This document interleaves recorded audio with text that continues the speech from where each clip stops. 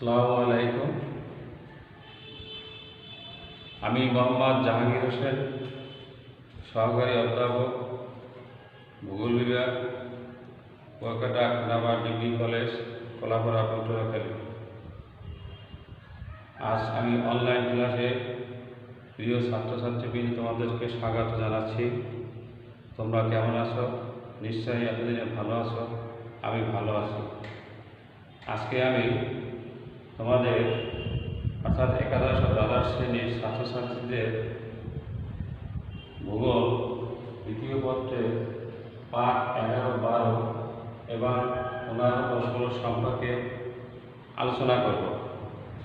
ইতিপূর্বে আমরা আলোচনা করেছিলাম নগর কাহাকে বলে, নগরের বৈশিষ্ট্য কী কী ছিল, নগরের ইতিহাস এবং নগরের প্রকার।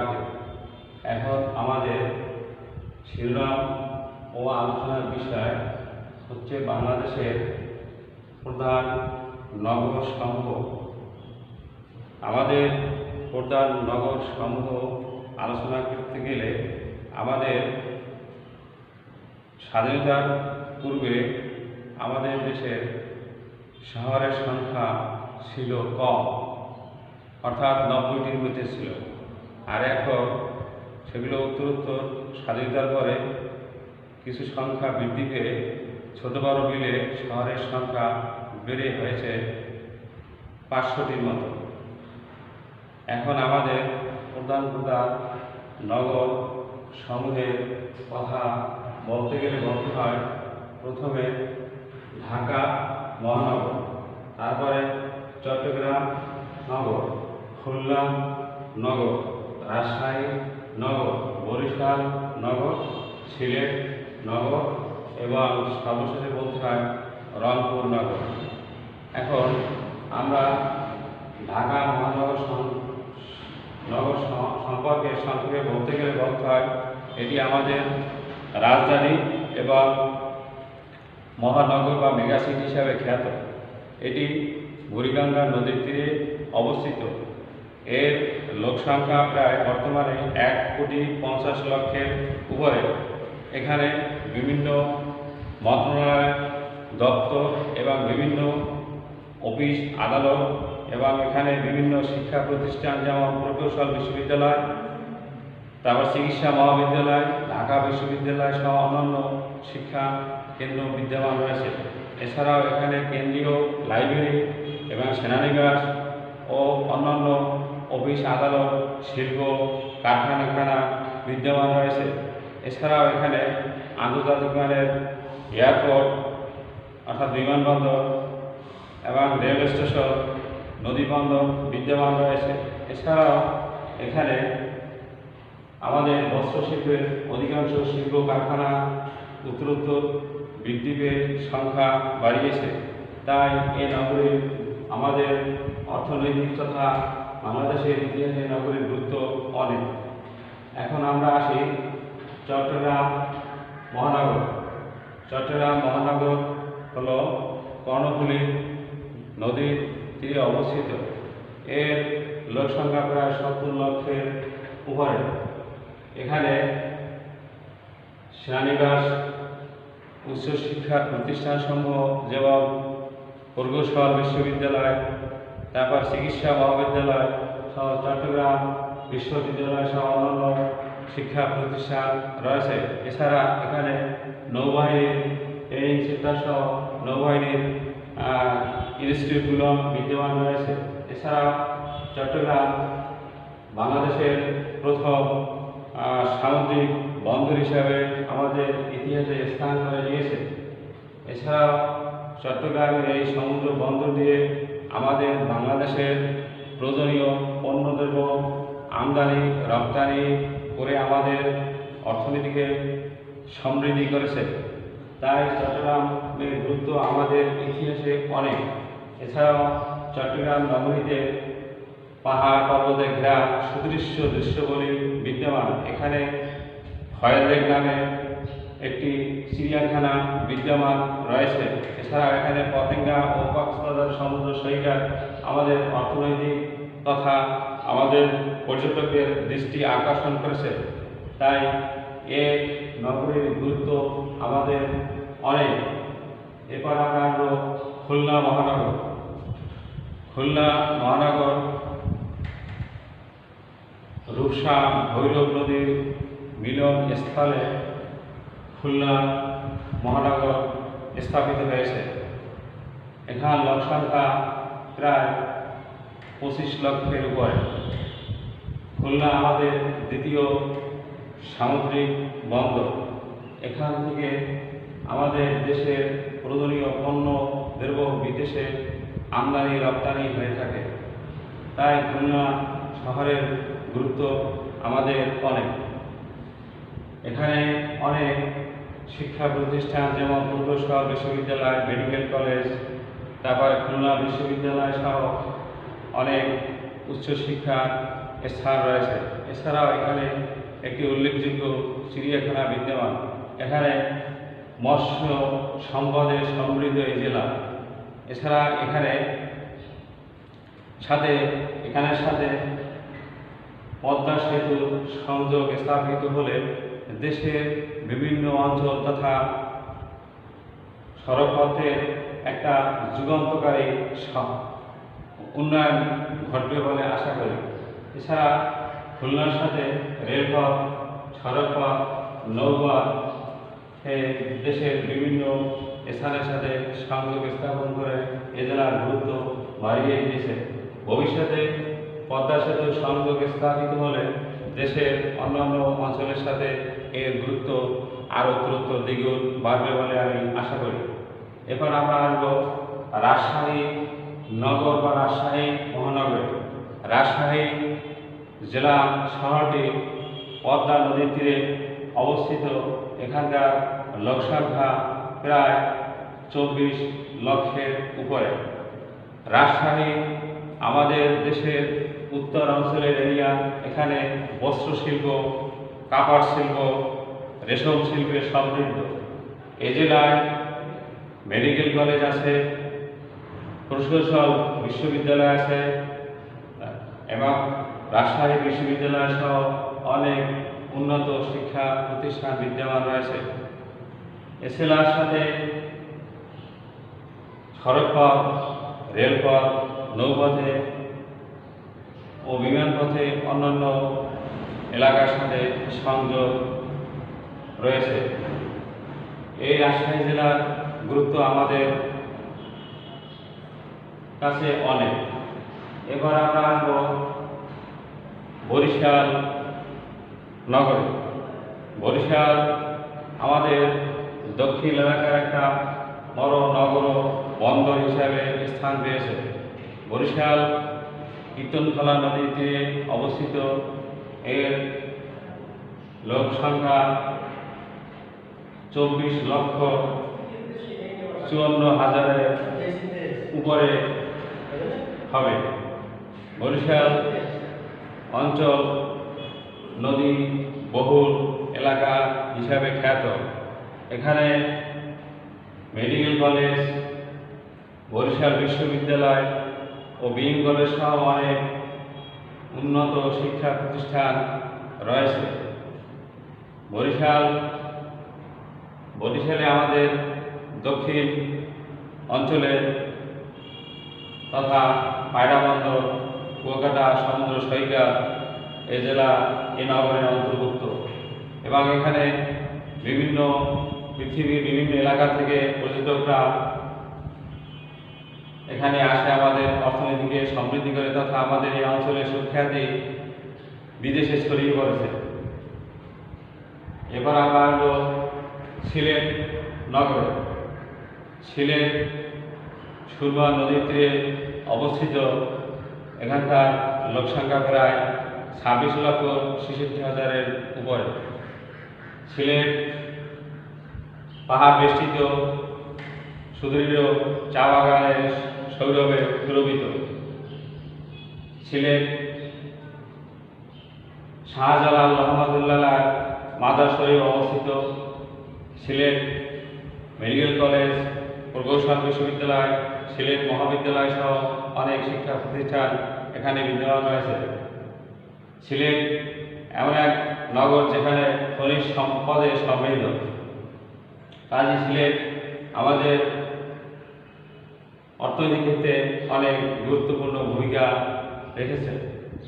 তারপর আমরা আসবো রংপুর। রংপুর আমাদের তিস্তা নদীর তীরে অবস্থিত।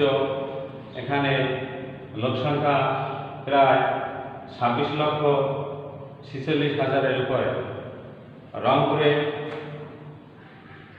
সড়কপথ, রেলপথ, বিমানপথ ও জলপথের সংযোগ রয়েছে। রংপুরে বিশেষ করে এখানকার তামাক শিল্পে উন্নত, এখানে অনেক খনিজ দ্রব্যে সমৃদ্ধ। রংপুর আমাদের দেশের বিভিন্ন তামাক ফ্যাক্টরি, ইন্ডাস্ট্রিগুলো রংপুরে অবস্থিত। বিশেষ করে হারাগাছ, এখানে সিগারেট ও অন্যান্য তামাক শিল্পের অবস্থান রয়েছে। কাজেই রংপুর সড়কপথ, রেলপথ ও জলপথের মাধ্যমে আমাদের ইতিহাসে স্থান করে, যোগাযোগ রক্ষা করে, স্থান করে, দখল করে নিয়েছে। এখন আমরা প্রধান নগর সম্পর্কে আলোচনা করলাম। এছাড়াও আমাদের যশোর, সৈয়দপুর, কুড়িগ্রাম, দিনাজপুর, তারপরে নোয়াখালী, ঠাকুরগাঁও, ফরিদপুর, কুষ্টিয়া, ঝিনাইদহ ছাড়াও অন্যান্য নগরী আমাদের দেশে আছে। এখন আমরা নগর সম্পর্কে একটা ধারণা নিলাম।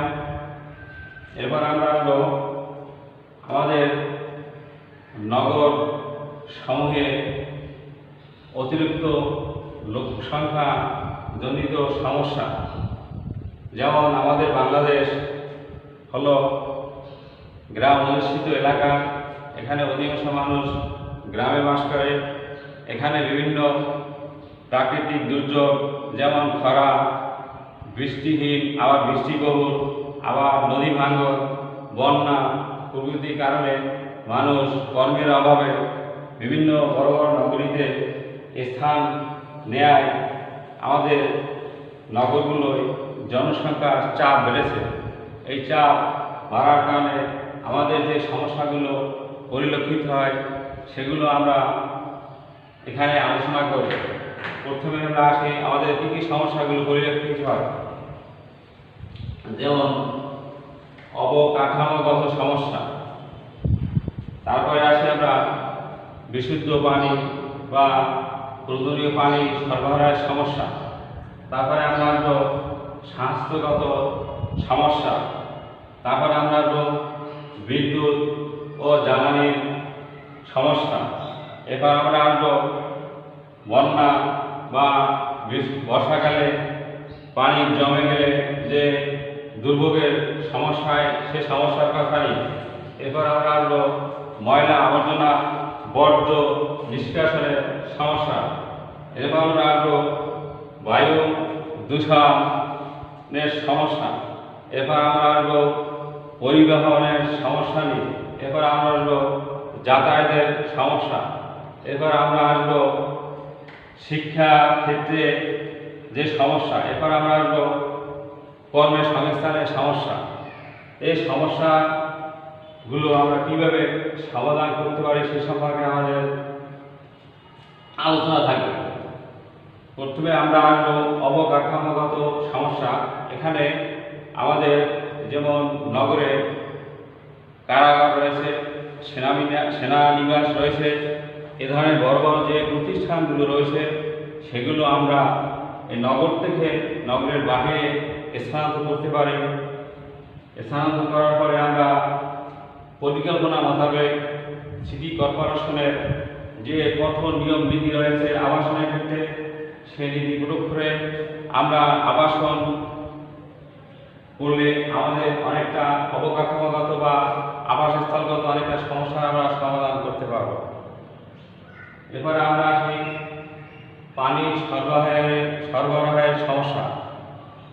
পানি আমাদের জীবনের অপর নাম। প্রয়োজনীয় পানি বা বিশুদ্ধ পানি না থাকলে আমাদের জীবন অসার। কাজে আমরা পানি কীভাবে পেতে পারি, এজন্য আমাদের পানির অবস্থায় রোধ করতে হবে এবং আমাদের পানি ব্যবহারের ক্ষেত্রে খেয়াল করতে হবে কীভাবে আমরা পরিমিতভাবে পানি বের করতে পারি এবং নগরের কর্তৃপক্ষের এ ব্যাপারে যথাযথ পদক্ষেপ গ্রহণ করলে এই সমস্যার অনেকটা সমাধান করা সম্ভব হবে বলে আশা করি। এরপর আসি স্বাস্থ্যগত যে সমস্যা, যেমন স্বাস্থ্যগত সমস্যা বলতে হয় যেমন পরিষ্কার পরিচ্ছন্নতা, তারপরে বাসস্থানের চতুর্পাশে ময়লা আবর্জনা থাকলে সেগুলো থেকে আমরা কীভাবে আমাদের শরীরকে বা তথা আমাদের ফ্যামিলিকে রক্ষা করতে পারি, আবার বাইরে বের হলে কীভাবে আমরা মাস্ক বা প্রতিরোধকমূলক ব্যবস্থা নিতে পারি, সেক্ষেত্রে আমাদের লক্ষ্য করতে হবে। এবং মশা মাছি বৃদ্ধি পেলে আমাদের নানা ধরনের রোগবালাই হতে পারে। এখন আমাদের যে করোনা ভাইরাসের মহা প্রাদুর্ভাব চলছে, সে থেকেও আমাদের এই স্বাস্থ্যগত ব্যবস্থা গ্রহণ করতে হবে এবং আমাদের সতর্ক থাকলে আমরা অনেকটা রক্ষা, বিভিন্ন সমস্যা রোগ থেকে, রোগবালাই থেকে আমরা নিজেদেরকে রক্ষা করতে পারবো তথা আমার পরিবারকে আমি বিপদমুক্ত রাখতে পারবো। এরপর আসি আমরা বিদ্যুৎ ও জ্বালানির সমস্যা। বিদ্যুৎ ও জ্বালানি আমাদের একটা জাতীয় সমস্যা। এই সমস্যাটা আমাদের কর্তৃপক্ষের কঠোর নিয়ম নীতি প্রয়োগ করে এই সমস্যা থেকে আমাদের উত্তরোত্তর সমাধান আমরা পাব। তারপরে আসি বন্যা সমস্যা। আমাদের দেশে বর্ষাকালে দেখা যায় রাস্তাঘাটে পানি জমে যায়, ড্রেন, স্টোরেজ লাইন, পানির লাইন, তারপরে লেকের লাইনগুলো বন্ধ হয়ে পানি উঠছে যায়, রাস্তাঘাট আমাদের তলায় যায়, যার ফলে আমরা বর্ষাকালে বন্যার মুখোমুখি হই। কাজেই ড্রেনের লাইন, পানি স্টোরেজ লাইন, তারপরে পানির লাইনগুলো সচল রাখলে, যথাযথভাবে খোলা রাখলে পানিগুলো নিষ্কাশিত হয়ে বের হয়ে যাবে, আমরা অনেকটা বন্যার হাত থেকে রক্ষা পাব। এছাড়া পরিকল্পিতভাবে রাস্তাঘাট নির্মাণ করলে বা পানির লাইন খোলা রাখলে বা ক্লিয়ার করলে আমরা বন্যার উত্তরোত্তর হাত থেকে রক্ষা পেতে পারি। এছাড়াও আমাদের এমনভাবে ব্যারিয়ার তৈরি করতে হবে যে ব্যারিয়ার বন্যাযুক্ত এরিয়ার চতুর্পাশে থাকে, যার ফলে আমাদের বন্যার পানি প্রবেশ না করতে পারে। তারপরে বর্জ্য বা ময়লা আবর্জনা আমাদের নিষ্কাশনের ক্ষেত্রে বা পরিষ্কার পরিচ্ছন্নতার ক্ষেত্রে সিটি কর্পোরেশনের যথাযথ পদক্ষেপ থাকতে হবে এবং উত্তরোত্তর এই সমস্যা থেকে আমরা নিজেদেরকে বা তথা এই সমস্যা থেকে আমরা রেহাই পাবো বলে আশা করি। তারপরে বায়ু দূষণ। আমাদের নগরে বায়ু দূষণ একটি বড় সমস্যা। যেমন কলকারখানা থেকে দূষিত বায়ু গ্যাস নির্গত হয় এবং বিভিন্ন যানবাহন থেকে কালো ধোঁয়া নির্গত হয়। এই কালো ধোঁয়া আমাদের জীবনে মারাত্মক ঝুঁকি হিসাবে কাজ করে। তাই এই গাড়িগুলো, অর্থাৎ যে গাড়িগুলো আমাদের ফিটনেস নাই, সেই গাড়িগুলো চিহ্নিত করে আমাদের নগর থেকে বের করে দিতে হবে এবং যে কারখানাগুলো আমাদের নগর থেকে দূরে স্থানান্তর করা যায় সেখানে স্থানান্তর করতে হবে। আর যেগুলো স্থানান্তর করা একেবারে সম্ভব না, সেখানে সে কারখানার চারপাশে আমাদের সবুজ বেষ্টনী তৈরি করে এবং এই দূষিত গ্যাসকে পরিশোধন করার যে ব্যবস্থা গ্রহণ করা হয়, সেই ব্যবস্থা গ্রহণ করলে আমার মনে হয় যে অনেকটা আমরা বায়ু দূষণ থেকে নিজেদেরকে রক্ষা করতে পারবো। এবার আমরা আসি পরিবহনগত যে সমস্যা। পরিবহনগত সমস্যা যেটা হলো, প্রথমেই আমাদের রাস্তা চওড়া করতে হবে এবং পরিকল্পনা মোতাবেক ফ্লাইওভার নির্মাণ করতে হবে এবং রাস্তা অনেকটা সংকুচিত থাকলে সেটা প্রসারিত করতে হবে এবং যে গাড়িগুলো আমাদের মেয়াদ উত্তীর্ণ সেগুলো আমাদের নগর থেকে সরিয়ে ফেলতে হবে। এই পদক্ষেপগুলো গ্রহণ করলে আমরা অনেকটা পরিবহন সমস্যার সমাধান করতে পারব। এছাড়া আমরা আমাদের কর্মক্ষেত্র সৃষ্টির ক্ষেত্রে আমাদের নতুন নতুন শিক্ষা প্রতিষ্ঠান গড়তে হবে। শিক্ষা প্রতিষ্ঠান না গড়লে আমাদের অনেক শিক্ষার্থীরা লেখাপড়া থেকে ধরে যাবে এবং শিক্ষা থেকে বঞ্চিত হবে এবং এখানে একদিকে যেমন ছেলেমেয়েরা শিক্ষাগামী হবে, অন্যদিকে আমাদের অনেক কর্মসংস্থানের সৃষ্টি হবে। তারপরে আমরা আসবো আমাদের বস্ত্রশিল্প। বস্ত্রশিল্প আমাদের অনেকটা কর্মের সুযোগ এনে দিয়েছে। সেই বস্ত্রশিল্পগুলো আমরা নির্দিষ্ট জায়গায় নির্দিষ্ট পরিসরে স্থানান্তর করে এবং এখানে অনেক লোকের কর্মসংস্থান সৃষ্টি করলে আমাদের অনেকটা বেকার সমস্যার সমাধান হবে। এই ছিল আজকে আমার নগর সমূহের অতিরিক্ত জনসংখ্যা জনিত চাপ এবং সমস্যা সমাধান। এখন আমরা কী কী বিষয় নিয়ে আলোচনা করলাম একটু পিছনে ফিরে তাকাবো। আমাদের প্রথমেই আলোচনার বিষয় ছিল বাংলাদেশের প্রধান নগর সমূহের নাম এবং তাদের সংক্ষিপ্ত আলোচনা। আমরা ঢাকা মহানগর, চট্টগ্রাম মহানগর, খুলনা মহানগর, রাজশাহী মহানগর, বরিশাল নগর, সিলেট নগর, রংপুর নগর সম্পর্কে আমরা সংক্ষেপে আলোচনা করেছি। প্রিয় শিক্ষার্থীবৃন্দ, তোমরা আমার আলোচনাটা অনেকটাই খেয়াল করে নিয়েছ। তারপরে আমরা আলোচনা করেছি বাংলাদেশের নগর সমূহের অতিরিক্ত জনসংখ্যাজনিত সমস্যা। প্রথমে ছিল অবকাঠামোগত সমস্যা, তারপরে ছিল পানি সরবরাহের সমস্যা, তারপরে ছিল স্বাস্থ্যগত সমস্যা, তারপর ছিল বিদ্যুৎ জ্বালানির সমস্যা, তারপর ছিল বন্যাজনিত সমস্যা, তারপর ছিল বর্জ্য পয় নিষ্কাশনের সমস্যা, তারপর ছিল বায়ু দূষণের সমস্যা, তারপর ছিল পরিবহন সমস্যা, তারপর ছিল যাতায়াত যোগাযোগের সমস্যা, তারপর ছিল কর্মক্ষেত্রের সমস্যা, তারপর ছিল নূতন কর্মসংস্থান কীভাবে সৃষ্টি করা যায় এবং উত্তরোত্তর কীভাবে আমাদের আগামী দিন কর্মক্ষেত্র তৈরি করা যাবে এ পদক্ষেপ। প্রিয় শিক্ষার্থীবৃন্দ, আজকে আমার আলোচনার বিষয়বস্তু বা আলোচনাগুলো তোমরা মন দিয়ে খেয়াল করেছ। এ ছিল আমাদের আজকে আলোচনা। আর কোনো আলোচনা না থাকায় তোমাদের অগ্রিম শুভেচ্ছা দিয়ে আজকে আলোচনা এখানেই শেষ করলাম। আসসালামু আলাইকুম।